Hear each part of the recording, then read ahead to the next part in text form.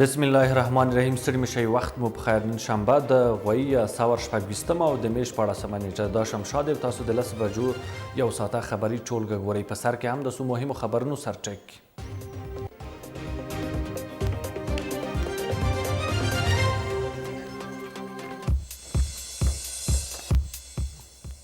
لامل طبیعي پیښې او د مرستو کمښت یادوي. خوړو نړیوال پروګرام افغانستان کې د خوارځواکۍ پر زیاتوالي اندېښنه ښودل.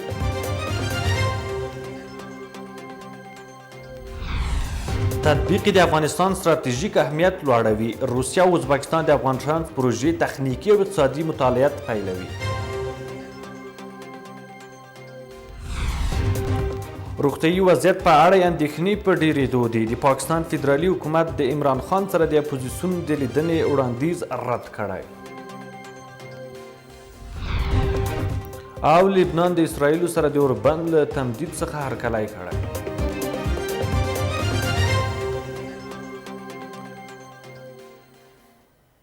ډېر ښه راغلاست. اوس هم بشپړ خبرونه. زه شاغا سادات یم. د ملګرو ملتونو د خوړو نړیوال پروګرام وایي په افغانستان کې د خوارځواکۍ کچه خطرناک پړاو ته رسېدلې ده. د یاد سازمان په وینا له پاکستان سره د لارو تړل کېدل، سیلابونه، زلزلې او د بشري مرستو کمښت وضعیت نور هم خراب کړی دی. یاد پروګرام زیاته کړې چې د منځني ختیځ کړکېچ، د سون توکو لوړې بیې او د اکمالاتي لارو ګډوډي هم د مرستو بهیر اغېزمن کړی دی. دغه بنسټ د راتلونکي شپږو میاشتو لپاره د خپلو مرستو د دوام په موخه د 350 میلیون ډالرو بیړنیو مرستو غوښتنه کړې. د روسیې د اوسپنې پټلۍ شرکت وایي د روسیې او ازبکستان متخصصین د افغان ترانس اوسپنې پټلۍ پروژې تخنیکي او اقتصادي مطالعات ترسره کوي. د راپورونو له مخې دا پروژه به د ازبکستان له ترمز ښار څخه پیل او د مزار شریف او کابل له لارې تر پېښوره پورې وغځېږي. له دې وړاندې ټولګډ چارو وزارت هم ویلي و چې د تخنیکي مطالعاتو عملي کار به ډېر ژر پیل شي. چارواکي وایي د دې پروژې په عملي کېدو سره به د افغانستان ستراتیژیک اهمیت زیات او سوداګریز راکړه ورکړه به هم ورسره پراخه شي. د پاکستان فدرالي حکومت د تحریک انصاف ګوند له بنسټګر عمران خان سره د اپوزیسیون د لیدنې وړاندیز رد کړی دی. په سنا کې د لومړي وزیر سلاکار رانا ثناء الله ویلي چې داسې کمیټې جوړولو لپاره به په قانون کې ځای نشته. د راپورونو له مخې هغه زیاته کړې چې له بندیانو سره د سیاسي موخو لپاره لیدنې اجازه نه لري. نوموړي ویلي بشرا بیبي او عمران خان ته مناسبه درملنه برابره شوې او که اپوزیسیون ستونزه لري سترې محکمې ته د مراجعه وکړي. د اقتصاد وزارت مرستیال عبداللطیف نظري وایي د افغانستان کولی شي د خپلو اړتیاوو د پوره کولو لپاره له روسیې څخه درمل وارد کړي.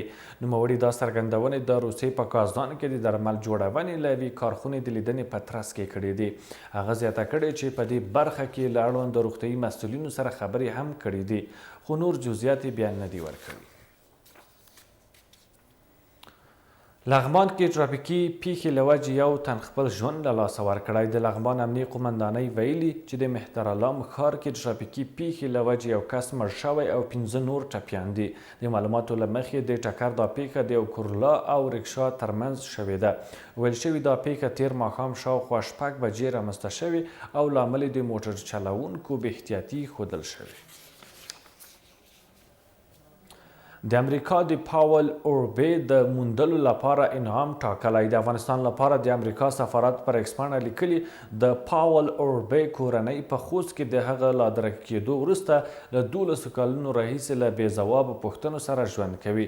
یاد سفارت خبرپاڼې له مخې د امریکا د بهرنیو چارو وزارت د نوموړي بیرته ستنېدو او موقعیت معلومولو لپاره 15 میلیون امریکایي ډالره او د یاد هیواد عدلیې وزارت 1 میلیون امریکایي ډالر انعام ټاکلی دی.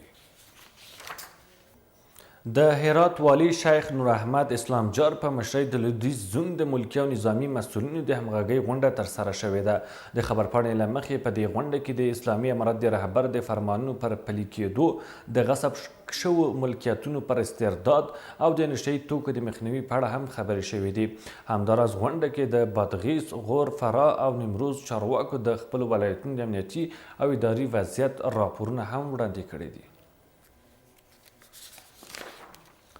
د جوزجان امنیه قومندانۍ وایي امنیتي ځواکونو 3 تنه د یوې کورنۍ د 5 غړو د وژنې په تور نیولي دي.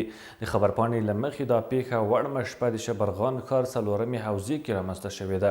ویل شوي وسلوالو کسانو د کلاشینکوف په ډزو د یوې کورنۍ 5 غړي وژلي او 2 نورې ټپیان کړي دي.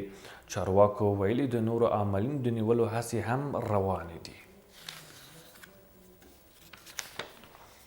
د لوړ زده کړو وزیر شیخ ندا محمد ندیم د کازان نړیوال بحث په څنډه کې له یو نندارتون څخه لیدنه کړې. د وزارت د خبرپاڼې له مخې نوموړي د ګډونوالو شرکتونو له مسؤلینو سره د همکاریو، عملي پرمختګ او پانګونې په اړه هم خبرې کړې دي. په دغه نندارتون کې د هوایي، فضا، پرمختللې ټکنالوژۍ، نفت او ګازو او صنعتي تولیداتو په برخو کې نړیوال شرکتونو ګډون لري. درنو لیدونکو او اوریدونکو له ملتیا مو منندوی یم. خبري ټولګه مو همدومره. وخت مو بخیر.